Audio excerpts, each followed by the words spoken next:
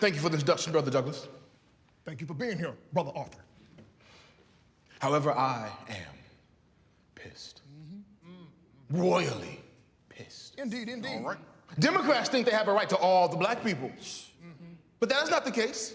We are not a monolith. Democrats may be cool, but they ain't practical. There you go.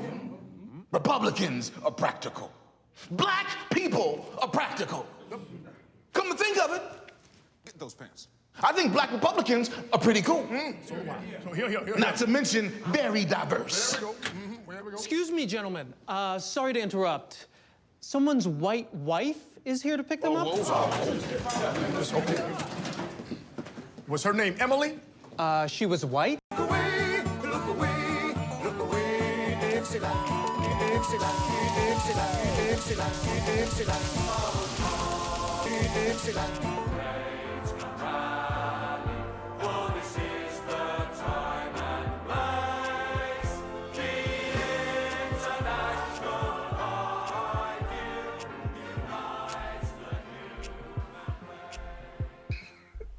Get down. What the fuck? Who is that?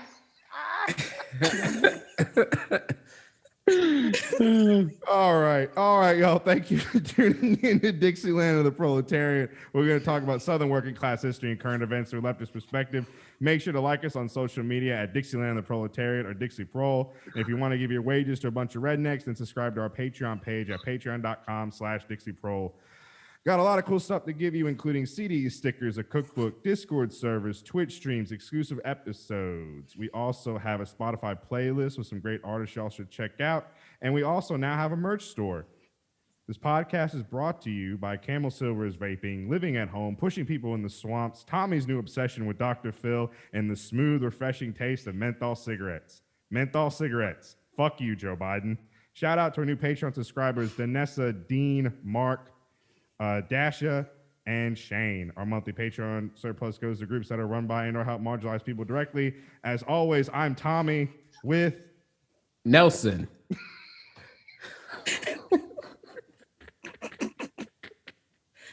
Why you gotta fuck with this every episode? Oh God. And I'm Comrade Kate. God! Damn.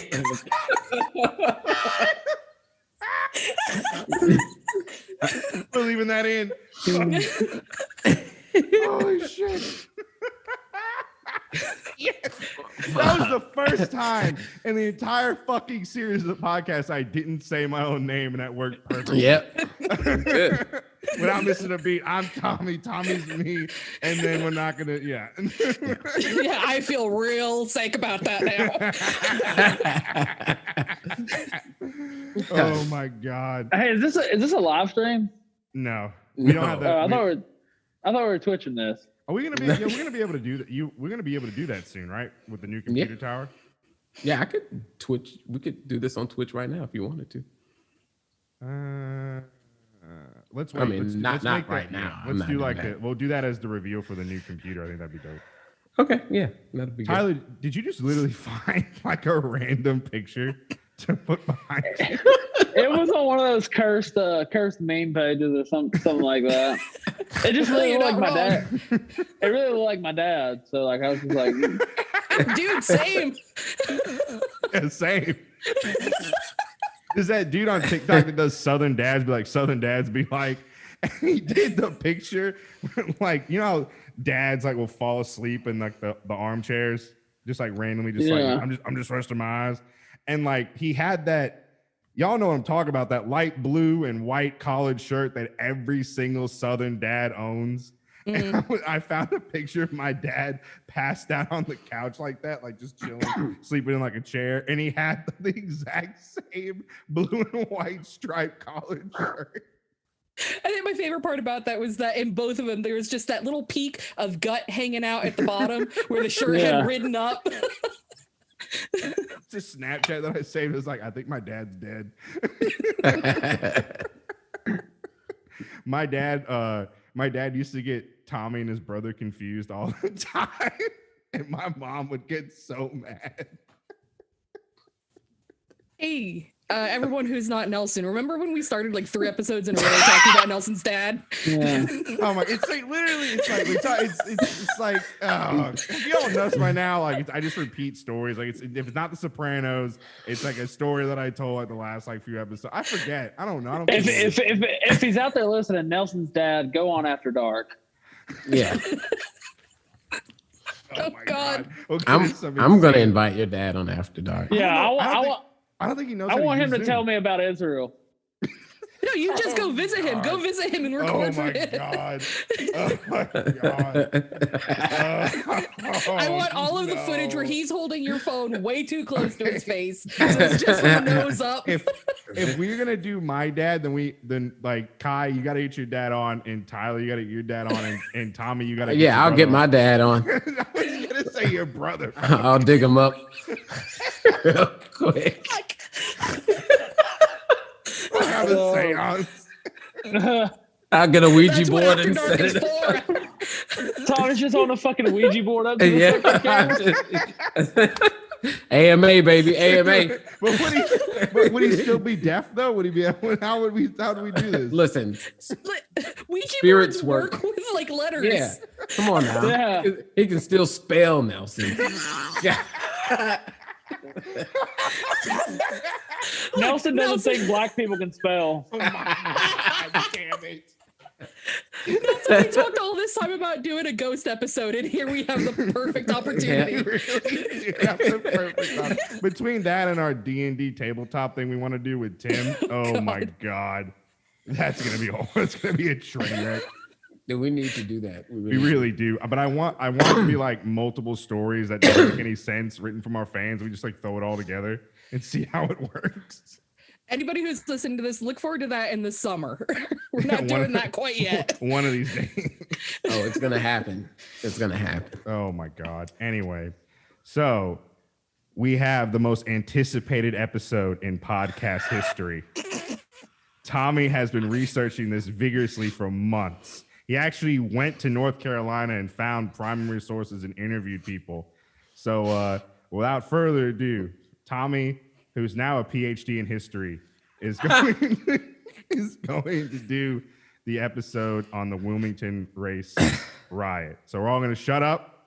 We're going to give Tommy, as he chugs his Modelo, if you want to donate to the podcast, send us 12 packs of Modelo for Tommy. Yes, Modelo. And a bag of limes.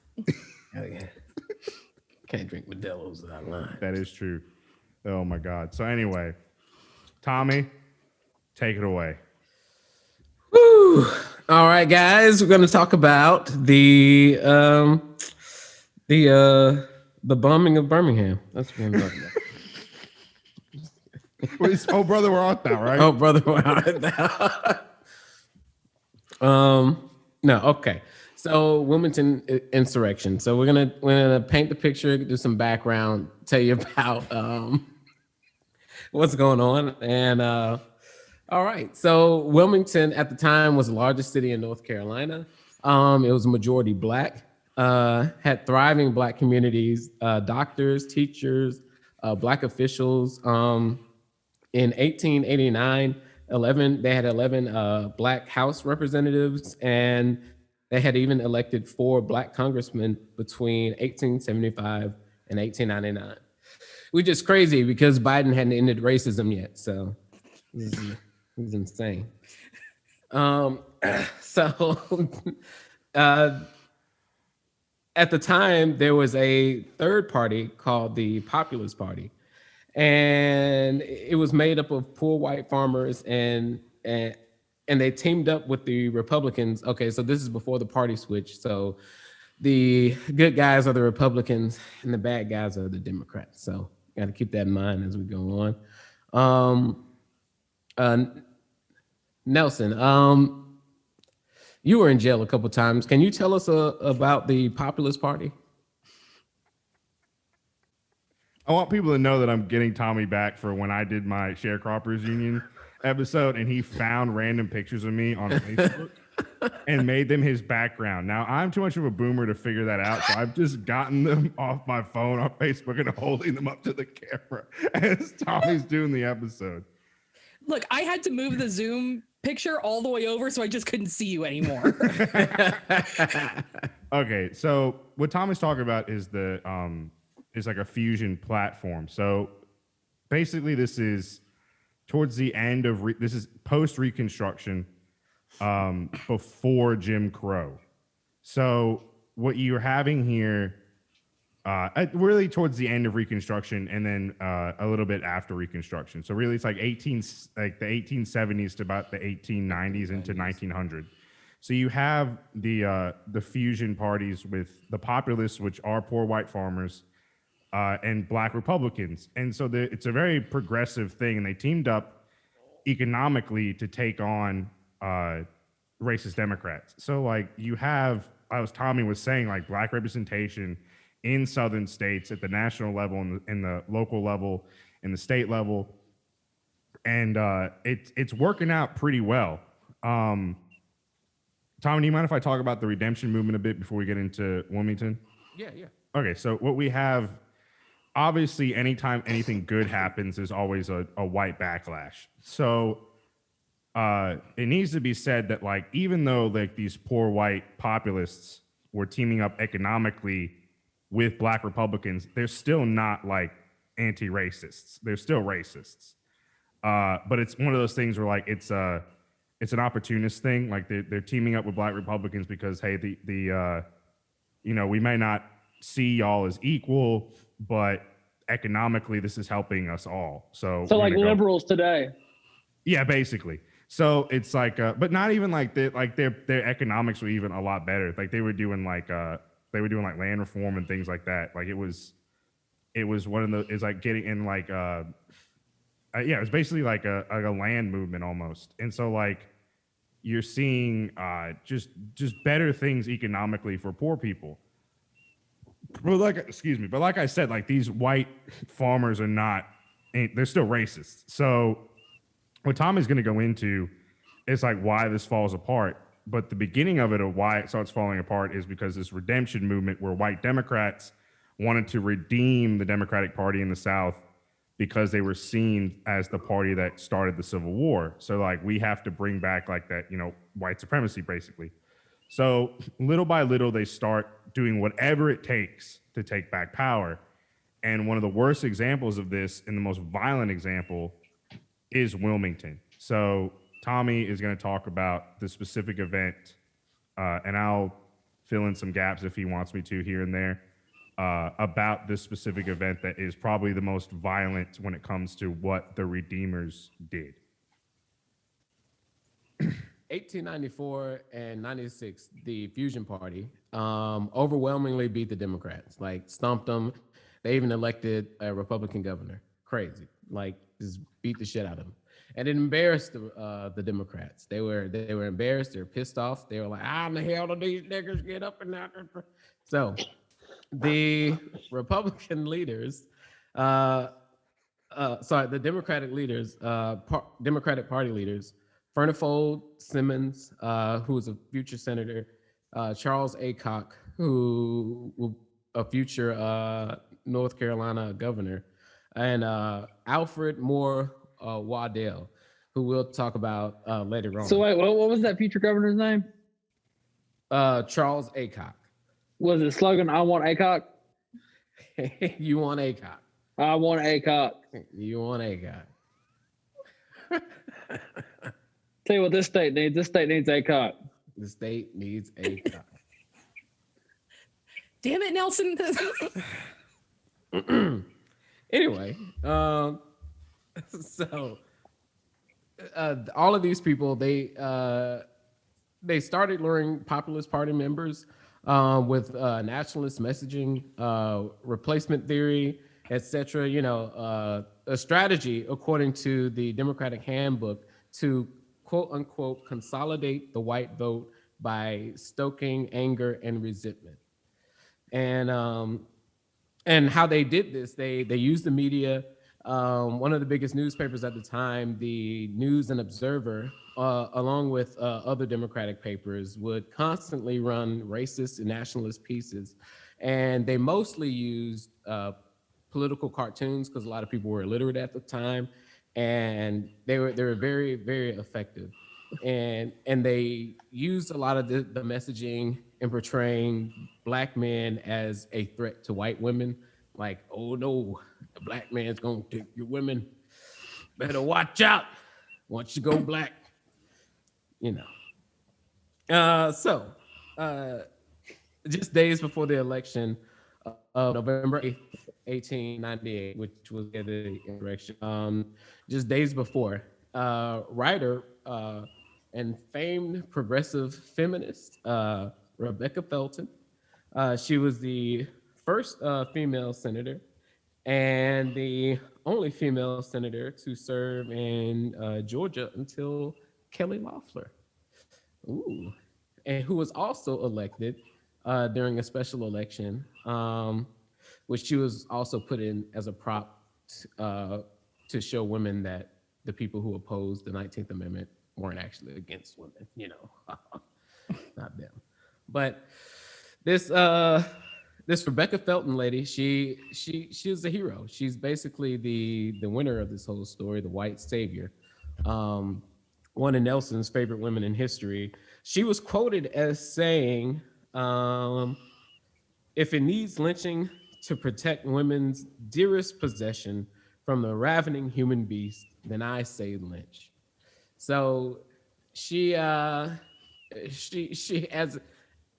progressive as she is quoted being, and a leader in women's suffrage, as we see a lot in history, a lot of these women's suffrage movements were very divided and did not have anything to do with Black women at all, or Black people at all. They were very separate and a lot of times racist. Not much different than today with white feminism. Yeah. Honestly. Yeah. Dudes rock. Yeah. When you talked about that replacement theory, like you hear that in like still rhetoric today, like it's crazy, especially like with Tucker Carlson's basically talking about it on Fox News. Yeah, every single day. It's like, how many ways can I say replacement theory without saying replacement theory? And then, never mind, we won't get into that. So, this prompted a response from Alex Manley. He was the head of the Daily Record, a Black-run newspaper, and he wrote a column basically saying white women not only choose to date Black men, but they do so voluntarily and like enthusiastically, because you know Black Republicans and white women. But anyway,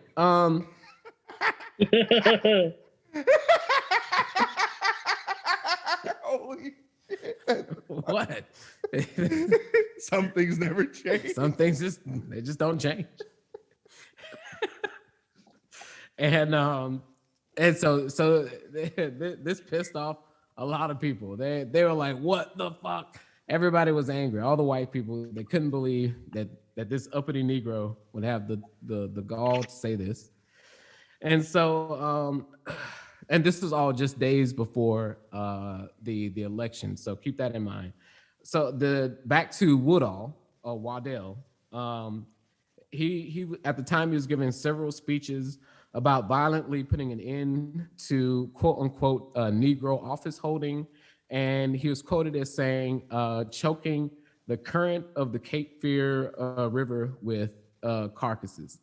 So he rallied these group of people called the Red Shirts, group Nelson used to be a member of not too long ago. It was basically Autumn Waffman back in the day. They're a paramilitary group, paramilitary Democratic group, and they attacked Black voters, burned down buildings. Any way they could to stop Black people from voting, they did.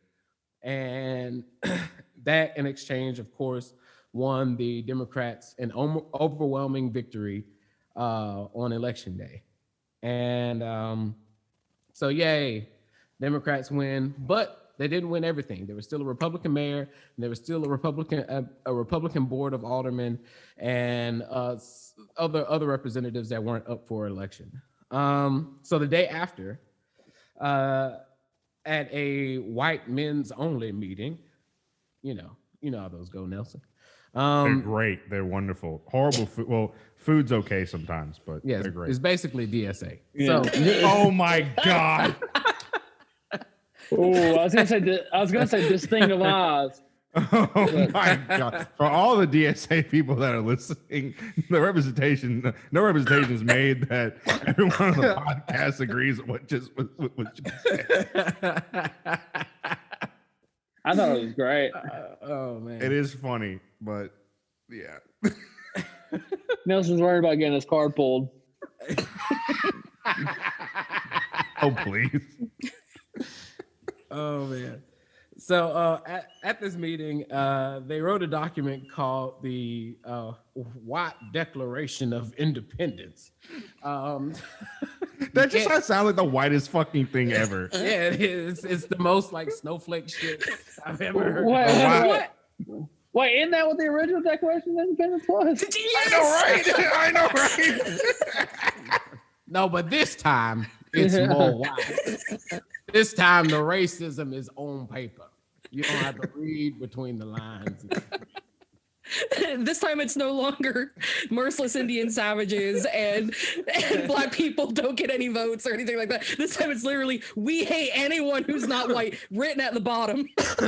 Instead of mayonnaise, this is mayo mayonnaise.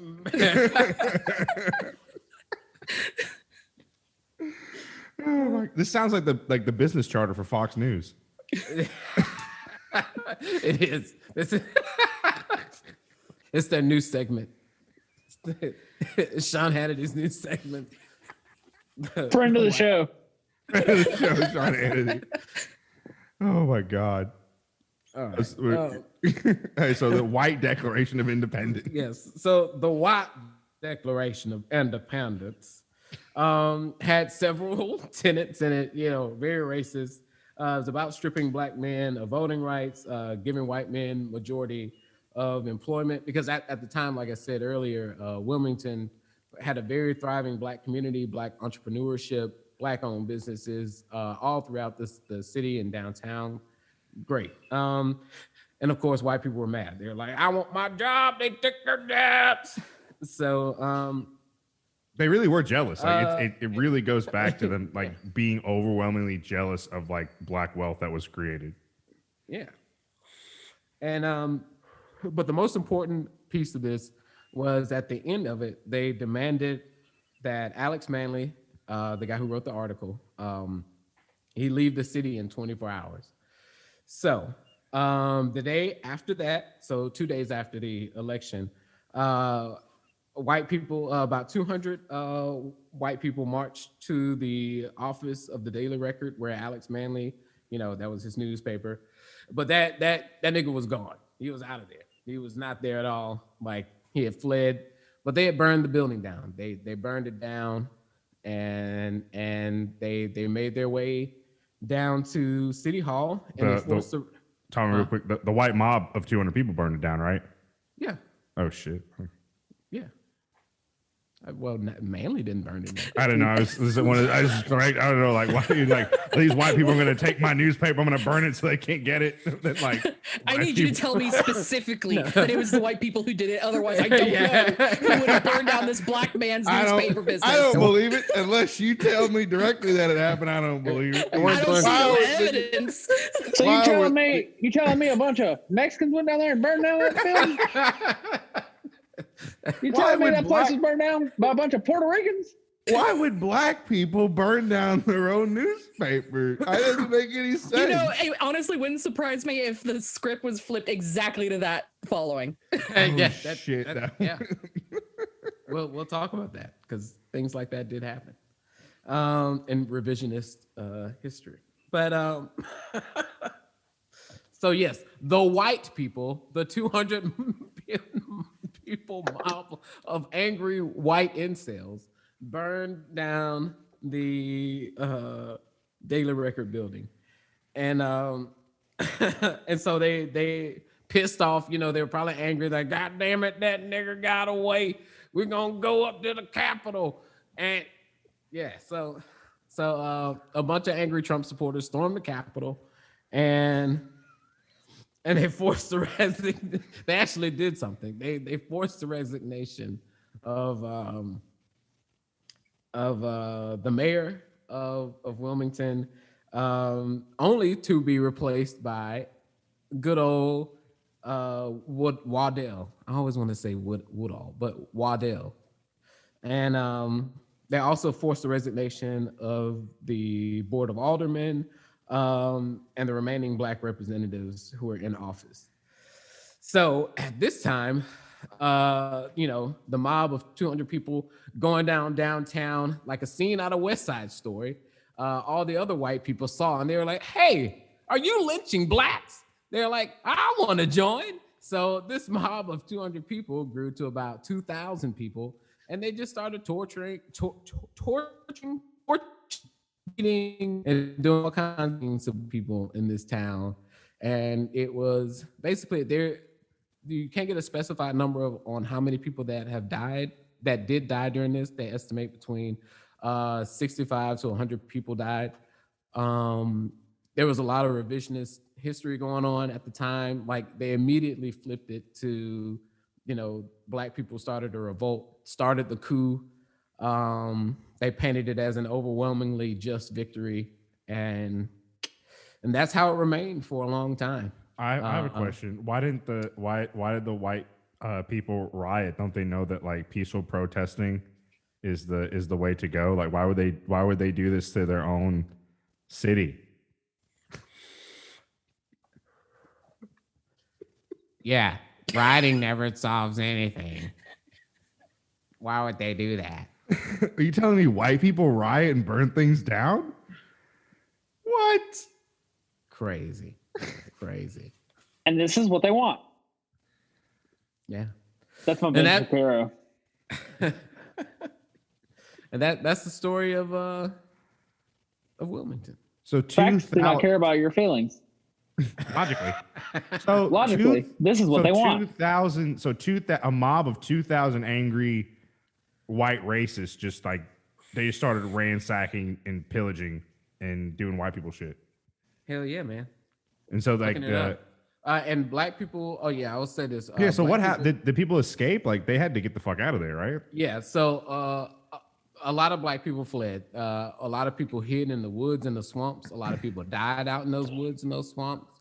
A few returned, but most of the people left and never came back who did get out alive.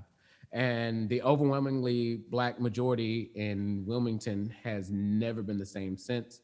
And they didn't even elect another Black representative there until just recently, like in recent history.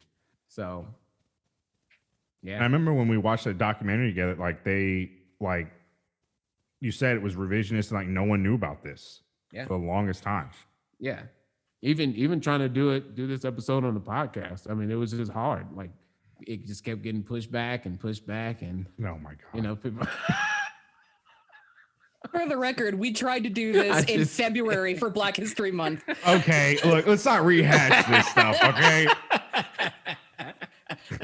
Okay. So seriously, the one thing that like sticks out to me is just how similar the story is to every other riot against Black people being successful or independent all the way across the U.S. Like how similar this is every single time, and for the same reasons. Or anytime like a certain city's favorite hockey team or football team loses, like. I think that's more like white entitlement just to do shit. But the Tulsa riot, it was almost exactly the same. That Black people were being successful and independent in their own place. Ocoee, what was the village that was in New York City? Seneca Village.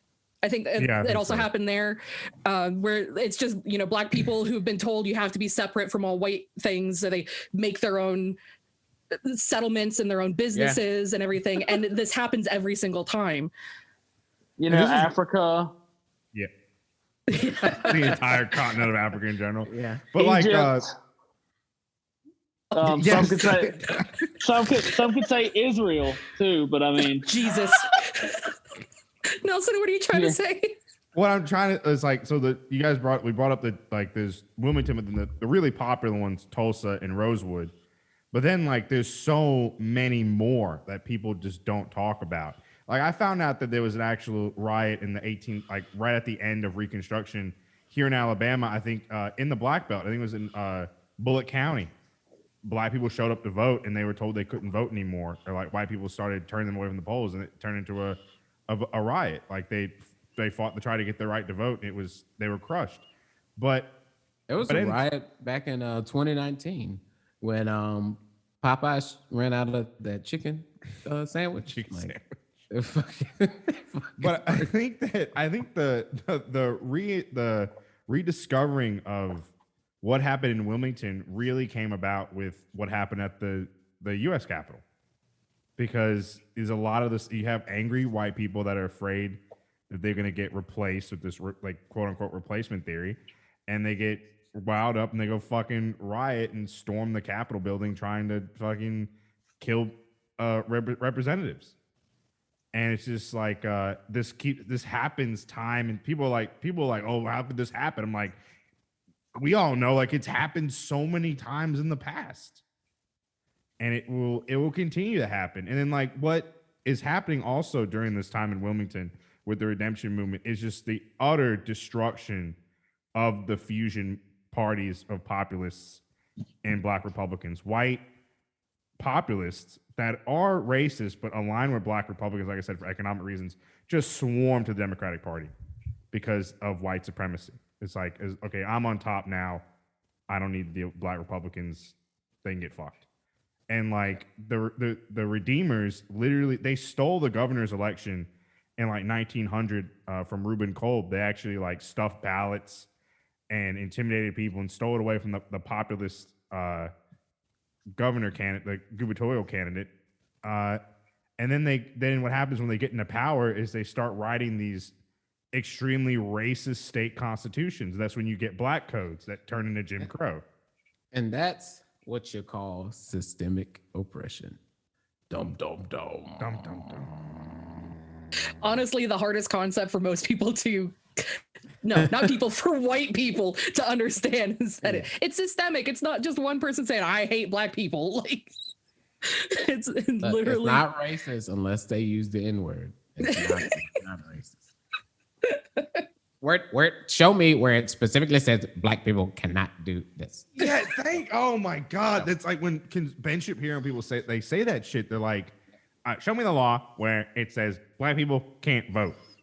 And it's like, Ben, it doesn't have to be a specific law. It can be voter intimidation. Like you just said in the episode, Black people had the right to vote in North Carolina at this time, but the red shirts, which is the modern day like 3%ers, fucking literally stop them from voting physically. That is institutional racism. That is systemic racism. And this is what they want. And this is what they get. Yeah.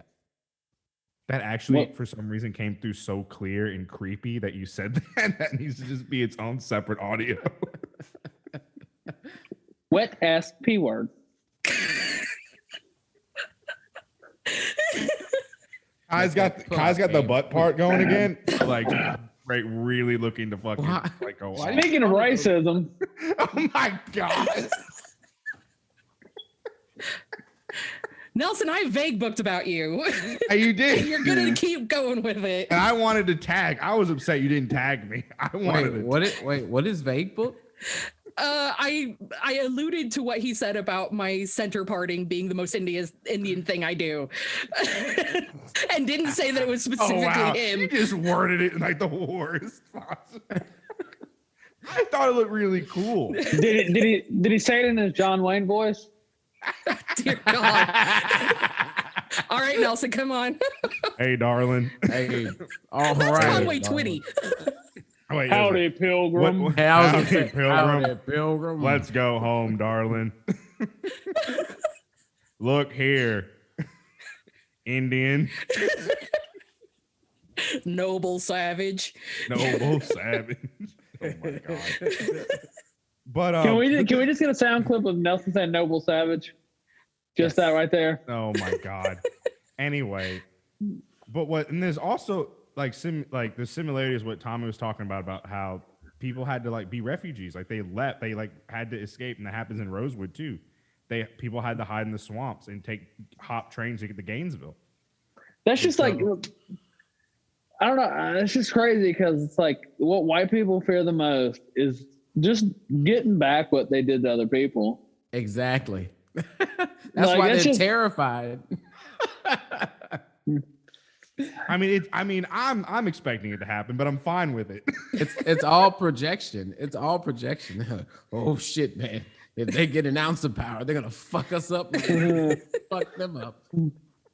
That's like one of the oldest like indigenous memes that goes around is like the ones where it's like a white person saying, "This is America, you need to speak English," and then it's like an indigenous person saying like, "So why aren't you speaking like Apache or Navajo or something like that?" Like, if you wanted to be so nativist, then God,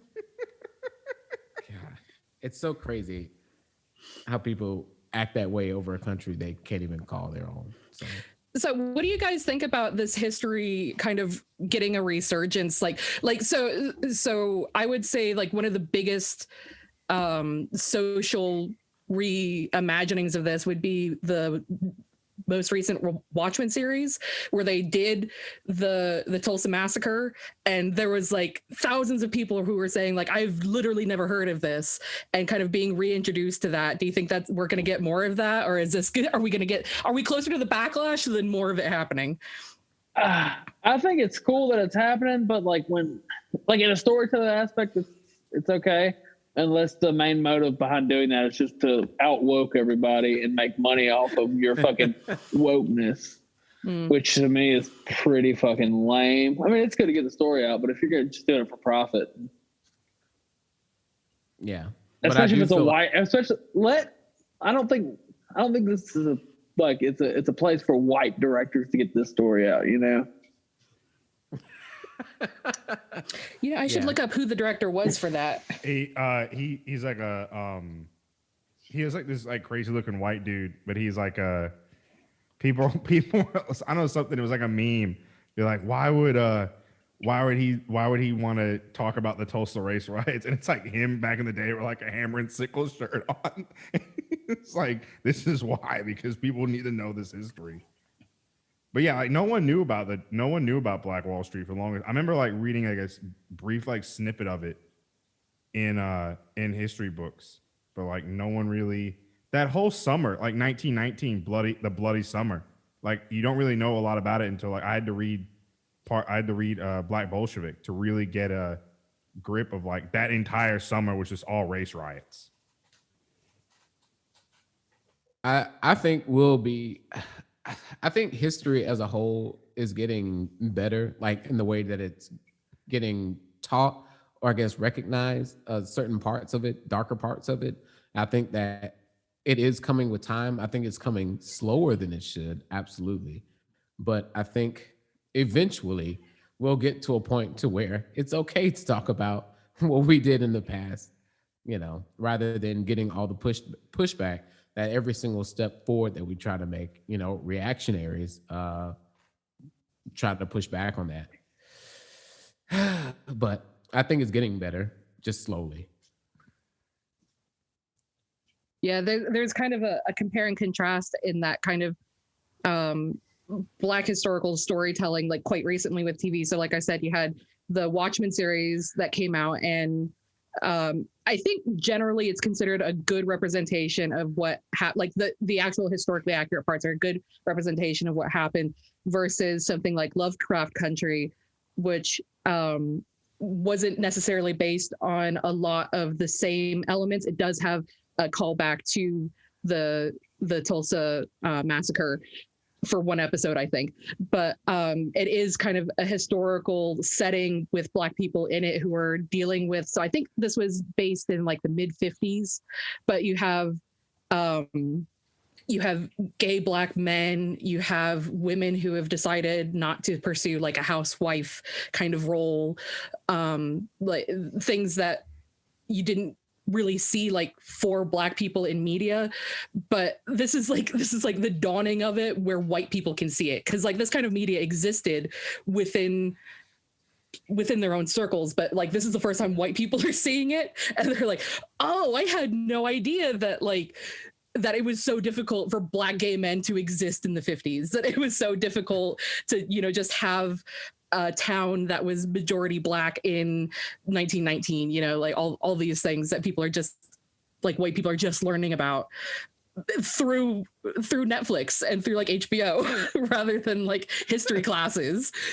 Holy shit, you're right. And like families knew about this. Like obviously the oral history got passed down by families who were there. Mm-hmm. Yeah. But and like you're saying, like it's just now finally coming out, and white people are like, oh my God, how could this happen? Mm-hmm. Yeah. But the way history is taught in America is just you don't not just this story, but most stories about the true treatment of Native Americans, Indigenous people, Black people, any minorities is always whitewashed. It's all even today in North Carolina, Charles Aycock and Waddell are all talked about in those books as good, people, and they have buildings and streets and all kinds of places and statues in their honor. And they're still revered to this day. But Tommy, if we knock down the statues, we'll forget about the history. Yeah, God damn it, I Aycock- hate that. I think Aycock, if I'm not mistaken, has a restaurant in Wilmington, and I think they have a slogan: "Come put Aycock in your mouth." God damn. What the fuck, man? And these things are fucked up. These buildings should be tore down. These names should be fucking. We should do away with this stuff because it's. Christ. Only on this podcast can we talk about such a dark moment in history and still crack jokes. I think we should talk about the whole like it needs to like, so where do you guys fall on so we have this building or we have this statue that's commemorating a horrendous racist, colonizer, somebody who slaughtered people kind of person that has been seen positively through normal American history telling. So it's now we realize how bad they are, and there's a statue of them. Do you think that it should be left there for the history? Do you think it should be in a museum for the history again? Or do you think it should just be like melted down and completely forgotten about? Auction it off and give it to public school. Give the money to the proceeds to public schools. What do you expect some private owner to do with it, though? I like the third option. Who cares? They can put it up their fucking ass. They could get that. You guys seen that really horrible Nathan Bedford Forrest statue that The some one with dude like all the has? cockeyed, It looks like the cockeyed cousin fucker in Tennessee. Like someone's like, at the end of this is the only Confederate monument we'll let stand because It's the one where he's on his horse and he's it's on his horse, and it's like Yeah. Isaac. He's like, if this is a symbol for white supremacy, it's a horrible symbol, and it should be let to stay. like his Because eyes it's are like- pointing in different directions. His mouth is all weird.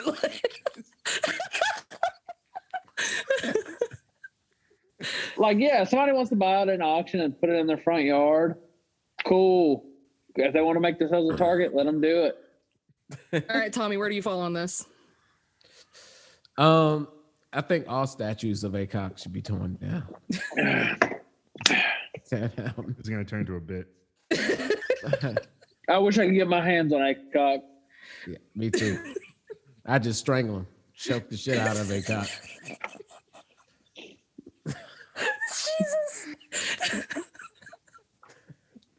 I can't. I ask one serious question. Oh, obviously.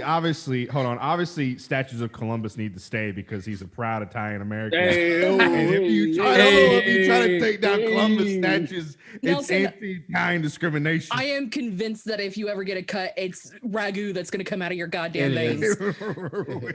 He bleeds marinara. Oh my god. But no, I don't like I like Fidel's line when it comes to statues and whatnot. Before he died, he told the Communist Party of Cuba, I don't want any statues of me. I don't want anything named after me. I don't want anything of that nature. Now, people like Cuban artists will do like street murals of their own work depicting Fidel, but he's like, I don't want any government sanctioned statues. I don't want anything named after me. I don't want anything like that, because he's like, it builds like this cult of personality around these leaders, and it should be about the movement and the revolution and the Cuban people. So, I mean, I think that's a good take. I think that statues either positively or negatively bring about this whole cult of personality around people, that people forget like the ideas and start worshiping the person. And in America, that's usually a negative thing because it's usually bad people.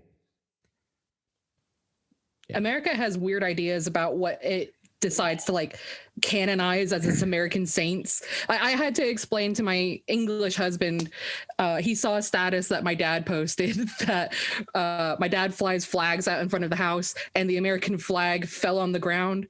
So he had to go buy a new one because of the way that Americans deal with American flags, or it's the supposed flag code. And I had to explain to him that this has been a thing since like the 60s when you had the flag burnings. And then in the 80s, Reagan kind of codified the flag things. And then it resurged in the 90s about how you're supposed to deal with flags.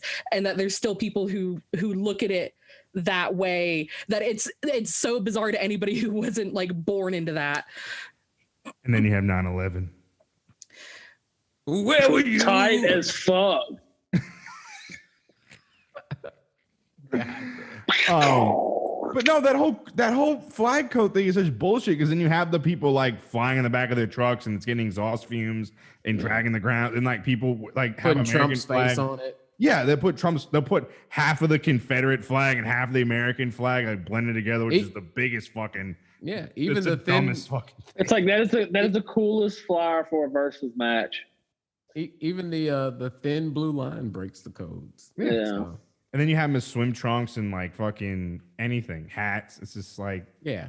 But that kind of way that the Americans canonize ideas and figures in American mythology, political leaders and military leaders and famous colonizers and famous like segregationists and like all of these people, like the way that Americans are taught about it is so pinpoint on like the one positive thing that they could come up with that's usually not even positive, and therefore they're beyond any contestation at that point.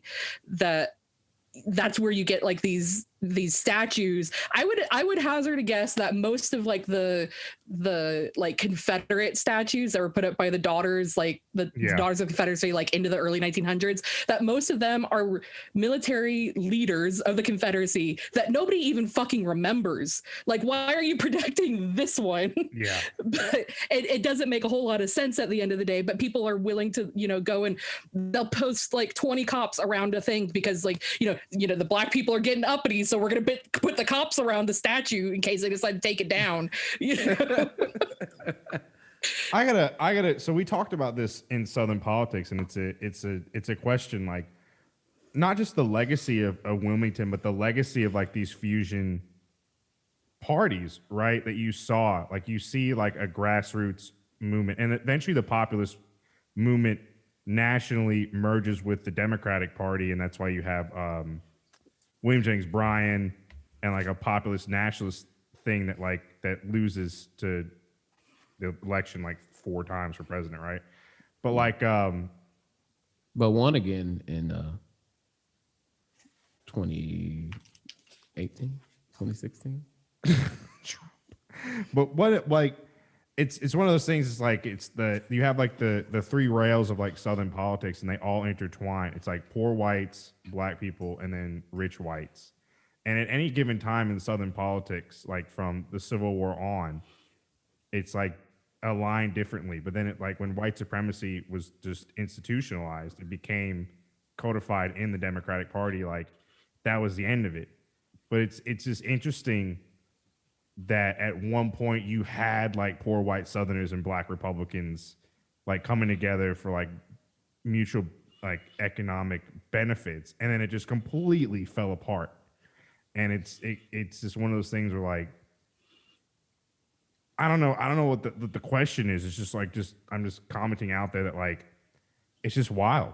This is one of those things where like some people look at it like people who hold the book Settlers as like gospel point to it as like, you know, they could never be like a fusion of like white people are always going to betray movements, right? For any sort of left-wing populist gain, like white people are just going to betray it. But then you also have times where like it did work. So like one of those things, like what has to happen for like any sort of fusion of that to work that doesn't turn into opportunism? Not just like you also had like what we talked about in the Sharecroppers Union episode, like a black bourgeoisie that was against the black working class because they were like, we have money and wealth, like we don't like the communists just as much as the white people do because we don't want to lose our status. So I don't know, it's just like just putting it out there, like it's just, I don't know if I have a question in here, it's just something that was brought up in class a bunch, and it's just like, why did this happen? Like, was it just opportunism, or like did they actually feel like some connection economically through poverty? And then like, because obviously the populists, Yes. they weren't like, and a lot of them became, like I said, became like Democratic politicians and just ardent white supremacists. So they always had these notions. It's all about, and I don't know what it is, but it's just that innate fear that white people have about the turning of the tide. They're like, oh man, that could totally be us. Can't be on that end of the railroad. You know what I mean? Like, I honestly believe it's just that fear of that projection. I think when it comes to white people allying purposefully with a group that has been historically oppressed by them. So when white people have allied with indigenous people, with black people, when able people ally with disabled people, that the only times that it works is when that allyship is firmly grounded in a complete empathy for the people that they're with. And that happens quite rarely. And that's, I think this, you see it on a micro level, like I think we talked about this on an After Dark. So quickly, there's a TikToker called Only Jays who did a racism, said that they wanted to collaborate with black people.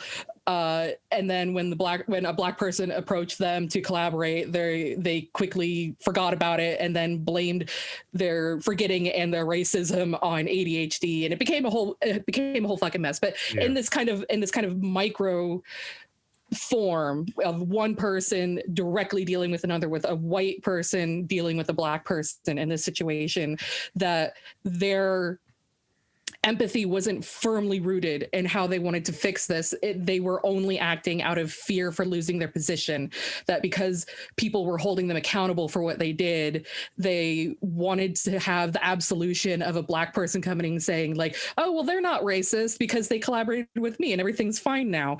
So they were only reacting out of fear. Like Tommy said, it's this kind of fear of losing whatever position that they have. And then they use it to their gain without any like actual like firm care for who they're allying with. So you have, I don't know how this would answer for situations where it's the oppressed people who gain a bit of an economic foothold and then sell out their brethren along the line like that. There might be there's complicating factors with that, but you see this kind of like on a micro level and then on a macro level in movements where if it's not rooted in that, then it doesn't end up working out because they end up saying, well, I got mine, so fuck y'all. You know, you see it happen in feminism all the time. Like when it came to getting the vote, it was white women saying, oh, well, white women got the vote, but we're not going to fight for any other women to get the vote. You know, we're not going to fight for any disabled women to get the vote. We're not going to fight for any intellectually disabled women to get the vote. We're not going to do any of this stuff, but you know, we got our vote, so fuck y'all. Kind of and thing. like white suffragettes were fucking livid when black men got the vote before them. They were like fucking livid. But then everyone, like one good example of races working together would have to be Fred Hampton, the Rainbow Coalition with the Young Lords and the Young Patriots. Like that was something that could have been beautiful because they were all tied together with an ideology, but then also, like you said, an empathy. Like they all empathized. But then like it's crazy to me because I was doing videos on like we obviously did an episode on Blair Mountain, but I was also doing videos about the Ludlow massacre, and it's just like when like at Blair Mountain, like I talked about like when Tommy and I were on Mandatory OT podcast a while ago, I talked about this. It was one of those things where like the white miners at Blair Mountain were fine fighting the private police and the Pinkertons and everything that came up, but then right when the military came in, they stopped because they were mostly World War I vets and they didn't want to fire with they didn't want to fire on the military, so the battle then stops because there's like a solidarity with like the federal forces coming to crush them because they were going to crush them. They had machine guns, like they wanted to. Like the Harding wasn't gonna bomb them with government planes, but it was totally cool that private planes bombed the shit out of these miners.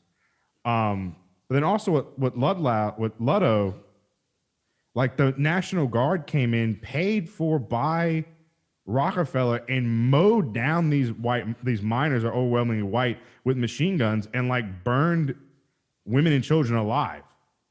And like you were still like, even like right before that, they thought the National Guard was going to come there to help them, and then the National Guard turns their guns on them. And it's like one of those things where like, why didn't this spark something bigger? And like that's the $64,000 question. Like, why didn't this spark like something that should have like that? Like when that happens in other countries, it usually sparks a revolution. And it's interesting to like you gotta delve into like the psychology of why is America so different? Are you telling me I'm gonna have to go finish my degree so I can explain all this? Yes. Oh man, Well, it's just great. We waited too fucking long to revolt now. The fuckers, we could never violently revolt against because all You the don't shit. think so, Tyler? You don't Fuck think we no. could, you don't think, Fuck no. Fuck no. you don't think there's a way that hillbillies in Appalachia could figure out a way to like take down drones? Not unless we get like fucking backwater nuke, like unless we can make a nuke, steal a nuke. Be like, what is it, Tommy? What was it? Fallout? Which one was in the hills? The Fallout 3, I think. The one that crashed. Wait, what? The one was like with the Country That's Roads was the theme song. That's That's 76. 76. 76, yeah. No, that's 4. Fallout 4. That's No, 76. that is 76. You're right. 76. 4 You're is right. like Boston, Yeah. Which is just Boston normally. which is just Mark Wahlberg going around Already beating bombed up out Asian and people. full of fucking like, Wait, rat Tyler, what zombies and shit. Tommy, Tyler, what'd you say? It's just post-apocalyptic Mark Wahlberg going around beating the shit out of Asian people. I really wanted to so badly find a sign or something with Mark Wahlberg saying like hashtag stop Asian hate. It would be the most ironic fucking thing ever. Oh god. Talk about history that people don't know about. But I don't know, like what's everybody's like final thoughts on Wilmington? Do you think that this is just that this is America? I know I don't want to, I know it's cheesy, but like it's just like that. It just seems like it happened, and then like everyone was like, you know, whatever, it happened, and then now 100 years later, it's finally coming out to like, hey, this happened. Yeah. I mean, basically, it happened. We're finally, hearing about it, and We deserve to be marched back to the fucking Caucasus Mountains. This is the basic white American condition to We are kill anything that you're afraid of and damn the consequences and then cover it up afterwards. With this, like, you don't even have to like effectively cover it up. It was just time and the way that people talked about it that covered it up. You didn't even have to do anything. we're a pro white genocide podcast, by the way. All but me. Kill everyone but me. I have already Kai stabs me and Tommy gets to stab you. That's the end. That's the end of the podcast. I have stated that it's going to be every indigenous person and every descendant of slaves who were brought to the United States gets to choose 3 white people that can stay and everybody else has to go. So you better make friends real fucking quick. I already have 2 of mine. I have only space for 1 more. And if Nelson pisses me off, he's getting in the boat. Hey, I got a couple weeks and I'm property of Mexico. Oh yeah, there you go. Hey, she's Kyle, indigenous. She's indigenous, so you got you covered. Mamma mia, I gotta go back to Italy. Could you imagine, like, just real quick? Could you imagine just like just think like a future history, right? Like America's collapsed, land bags happened, and then like the revolutionary government of Black and indigenous people have decided that all white people need to go back to Europe. Could you imagine like how pissed Europe would be? Like a bunch of American white They people hate y'all already. show up. Could you imagine? Like fucking just I think about this. Think about like New Jersey and New York and like New England Italian Americans and showing up in Italy. Like, hey, yo, I'm back in the motherland. Just think like me in like fucking in Germany or fucking just in the UK, just at a fucking convenience store. And I'm just sitting there like, what the fuck did you just say? I don't understand. It's Tuesday, isn't it? This isn't a fucking biscuit. This is a cookie. What the fuck? What's all this? What's all this thing? Tommy's been practicing his Cockney accent. Yeah, hardcore. Tommy, you gotta You're having a laugh. Having a laugh, aren't you? Fucking having a Like, laugh. why do all you people sound like fucking Fable characters? Tommy, I thought you were gonna do the episode in a British accent. I should have. Do the Tuesday. The Tuesday one is the best. Can you do the Tuesday one? Tuesday, ain't it? Right, Tuesday. Waking up, my tea on a bloody Tuesday. What's all this then? You sound like sound like Michael you learned Caine. So this, so this, For then. fucking He learned his Batman. accent from like a like Lock, Stock, and 2 Smoking Barrels. It's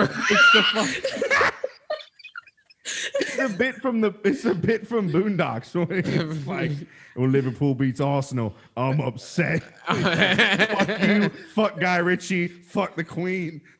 My president is black and my Lambo's blue. Oh, Guy Ritchie movies have done a number on this fucking country.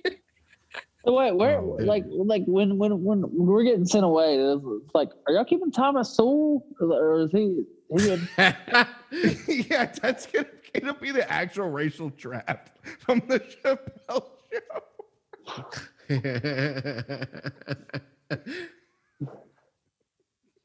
They trade Thomas Sowell for Eminem.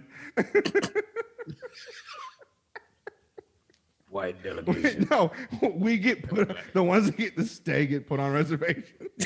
Yes. Y'all get the irradiated water. Y'all get the food deserts. Just like chilling in Idaho somewhere. Like, all the white people are in Idaho. No, the country's actually really again. pretty out there.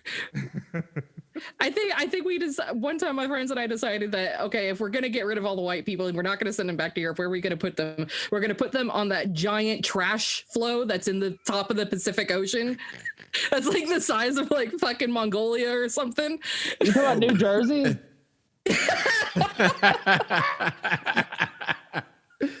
I don't want to go Yes. to New Jersey. I don't want to go to New Jersey. Oh my God. Oh man. All right, Tommy. This is your episode. What are your final thoughts to say about Wilmington? What? That's such a weird nothing. I don't know. What do you want to close? What do you want to close out with? Like what? I don't know. May the good Lord willing and rising waters. We'll see y'all later. I don't know. Fuck.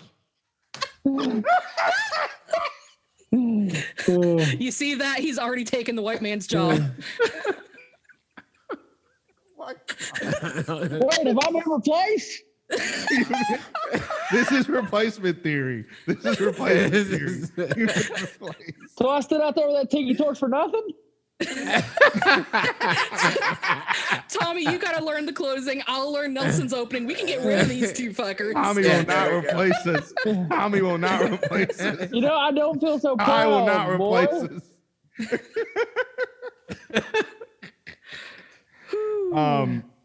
Real What are you quick, talking about, y'all. Nelson? You're Italian. You're POC.